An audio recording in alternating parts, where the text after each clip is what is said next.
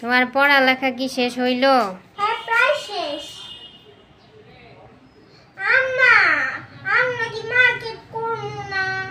আমার বান্ধবীরা কত জামা কিনছে, এই টি-শার্টটা। চুপ করো, এই যে দেখো তোমার জন্য কি আনছি দেখো, কতগুলা লিচু। খাও। ঠিক আছে আম্মা, প্রতিদিন খাইলে হয় না, মজাই তো লাগে লিচু খাইতে। লিচু কি প্রতিদিন খাওয়ার জিনিস? তো লিচু অনেক দামি জিনিস, এরকম মাঝে মাঝে হঠাৎ হঠাৎই খাইতে হবে। ও, কিছুদিন পর লিচু সিজন শেষ হয়ে যাবে। ও ঠিক আছে, খাইতেছি না, শপিং করতে যাব না, শপিং। আর গত রোজার ঈদে না তোমার জামা কিনে দিলাম, আবার কিসের শপিং? জামা কিনতেছে এখন, আবার আমিও কিনবো। আমায় কিনে দাও না।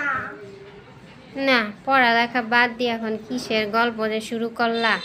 পড়ালেখা শেষ, আমার জামা কিনে দিতে হইব।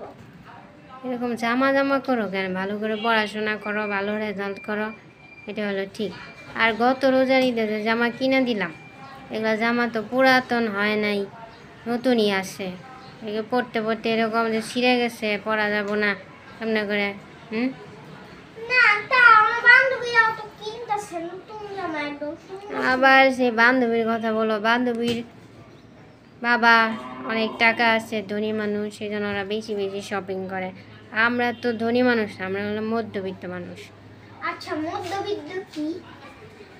মধ্যবিত্ত মানুষ হলো যে যারা বেশি বিলাসিতা করতে পারবে না, যেমন প্রয়োজনীয় জিনিসপত্র সেগুলা কিনতে পারবে, কিন্তু এই বেশি বেশি জামা কাপড়, বেশি বেশি শপিং, বেশি বেশি বড় বড় স্বপ্ন, এগুলো পূরণ করতে পারবে না। আমাদের বিলাসিতা করা সাজে না। ও ঠিক আছে, তাই, কিন্তু ওগুলো তো একবার পরছি। একবার বললে কি আর সেই জামা কাপড় এর আগে ফেলে দিছ? না, ওগুলো ছিঁড়ে গেছে। না। তাহলে তো আমাদের মধ্যবিত্ত মানুষ, আমাদের এরকম করে চলতে হবে।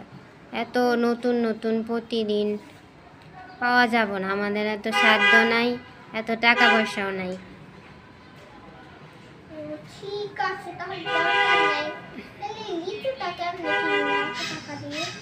লিচুর দাম তো কম, এটা তো ফল, কিছুদিন পর শেষ হয়ে যাবে, তাই কিনা আনলাম।